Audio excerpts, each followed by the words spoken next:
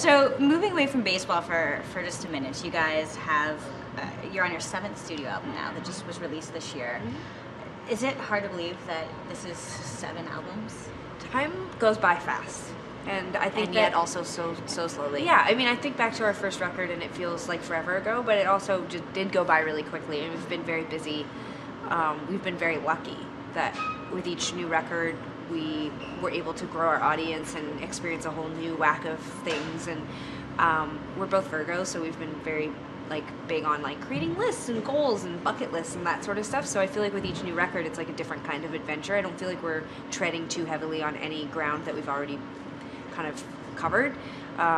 So each record really does represent a whole era in a strange sense. I don't think of it as all one big long time period or one quick time period either. It's just very the So Jealous era, the Con era, now it's the Heartthrob era. It's very compartmentalized inside of my head. So I can believe it, but when I sit on paper, or when people introduce us and they'd be like, they've been around for 18 years and 7 records, I'm like, ooh, I'm gonna go out with my walker or something. But it flew by. We feel really grateful too. So many bands, 10 years is a pretty average, I guess, life cycle for a band, and the fact that we are, well into our 2nd decade as a career, I mean, it's sort of the most you can hope for. It's really cool. Well, and you guys aren't, you're not phoning it in or anything. Oh, no. I looked at your tour schedule and I was like, wow, you guys are picking up speed. Really, I mean, just shows every day, all over the place. Yeah. Do you find that there are different challenges for you touring now than there used to be?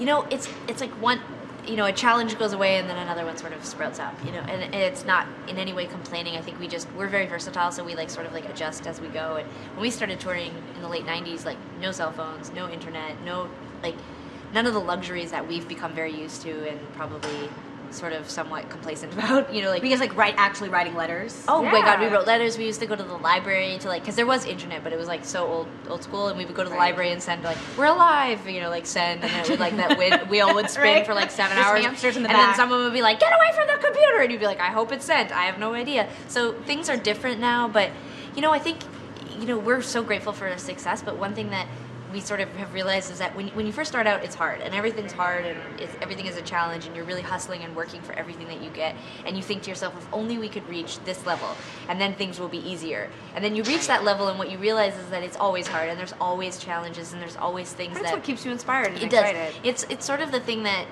fuels the ambition that we have anyways. There's always things that we're working to sort of accomplish and sort of check off, and it feels like we'll never run out of things to try to get or do, it really doesn't. Or see or experience, so it just keeps you inspired every year. It also makes you live in the moment, so your ride's here.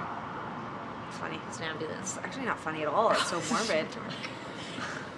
That's our thing. Today we were doing an event and a helicopter landed in the middle of it next to us on a building. We were playing outside. Tegan said, your ride's here. That's funny though. You said an ambulance that was screeching by was my ride. What does that say about you? It could have been the police. It was not. Bad boys, Yeah. what you gonna do? Yeah. So you guys are here to do a kind of unique set for us today to some fans that have been diligently reading and waiting outside for 8 hours. Yeah. They're studying while they tailgate. They are. Yeah. There's some people playing cards. We couldn't believe it. We were joking. We're the best, most well-behaved people ever. How do you use opportunities like this to interact with your fans? At this point in our career, we have done a lot of things, but there are always new opportunities coming up, and we always go through those opportunities with a fine-tooth comb. But at this point, anything to do with interacting with our fans or getting to give them an intimate performance or a unique performance is at the top of our list. Obviously, we love to put on our big show and do the whole, song and dance or whatever, but I think at our core is still just Sarah and I, and there's something about being able to stand this close to somebody and be able to sing and talk and sort of connect with them on a different level that's really still very, very interesting to us. So yeah, this opportunity came up, and I feel like we have really lucked out, and we're getting to do something really special and cool. And we've been in New York for a few days, and every time we tell people we're doing this, they know what it is, which is very important, and they all say it's really cool. So we feel like this is really great, and the fan response has been so wonderful, and that always makes us feel happy because we're kind of always trying to find a way to give back to all these lovely people who support our band. So this is a great time for us to be able to do that.